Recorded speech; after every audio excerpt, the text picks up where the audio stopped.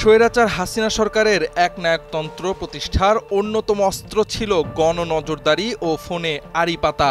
রাজনৈতিক নেতা থেকে সাধারণ মানুষ কেউই ছিল না এর বাইরে। 2015 থেকে সরকারের পতন পর্যন্ত স্পাইওয়ার ও নজরদারি যন্ত্রে ব্যয় হয়েছে $19 কোটি, অর্থাৎ 2000 কোটি টাকারও বেশি। বাংলাদেশের নজরদারি পরিস্থিতি নিয়ে দীর্ঘদিন ধরে কাজ করা প্রযুক্তি প্রতিষ্ঠান টেক গ্লোবাল ইনস্টিটিউটের এক গবেষণায় এমন তথ্য উঠে এসেছে।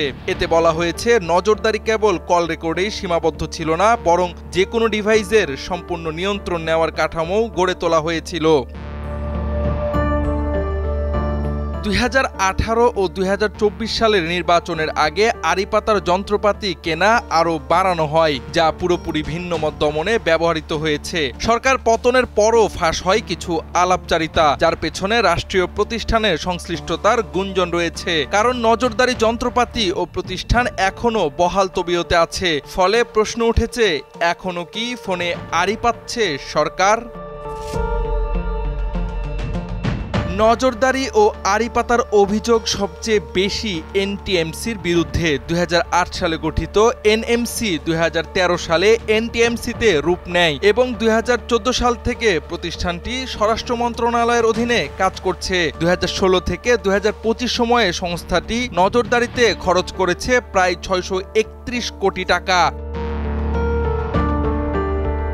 জাতিসংঘের প্রতিবেদনে এনটিএমসি বিলুপ্ত ও বেআইনি নজরদারি বন্ধের সুপারিশ করা হয়, তবে অন্তর্বর্তী সরকার এটি বন্ধ করেছে কিনা সে বিষয়ে কোনো তথ্য মেলেনি। প্রধান উপদেষ্টা সহকারী খোদাবক্স চৌধুরী বলেন, এ বিষয়ে জানানোর মতো কোনো তথ্য নেই। ফলে গোয়েন্দা সংস্থায় কোনো সংস্কার না হওয়ায় আগের মতোই ক্ষমতার অপব্যবহারের আশঙ্কা রয়েই যাচ্ছে।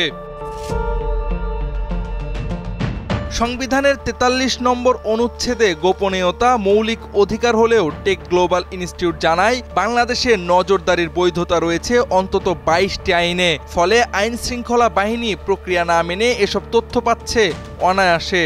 এসব আইন এখন পর্যালোচনা না করলে ভবিষ্যতে সংকট আরও বাড়বে বলে মনে করছেন বিশ্লেষকরা। সম্প্রতি এক সংবাদ সম্মেলনে নজরদারি চলছে কিনা এমন প্রশ্নে প্রধান উপদেষ্টার প্রেস সচিব বলেন, সরকার বেআইনি কোনো কাজ করছে না। টেক গ্লোবালের গবেষণা সামনে এলে আড়ি পাতার যন্ত্র কেনা নিয়ে তদন্ত কমিটি গঠন করেছে সরকার। তবে নজরদারি নীতিমালা আগের মতোই রয়েছে। এছাড়া প্রধান উপদেষ্টা অধ্যাপক মোহাম্মদ ইউনুস জাতির উদ্দেশ্যে ভাষণে বলেন, স্টারলিংক চালু হলে আর কেউ ইন্টারনেট বন্ধ করে সুযোগ নিতে পারবে না। তবে স্টারলিংকের খসড়া গাইডলাইনে নজরদারি ও আড়ি পাতার সুযোগ রাখা হয়েছে। পাশাপাশি মোবাইল অপারেটরদের ফোন রেকর্ড 2 বছর এবং ইন্টারনেট ডেটা 6 মাস সংরক্ষণের নীতিমালাও আগের মতোই বহাল রয়েছে।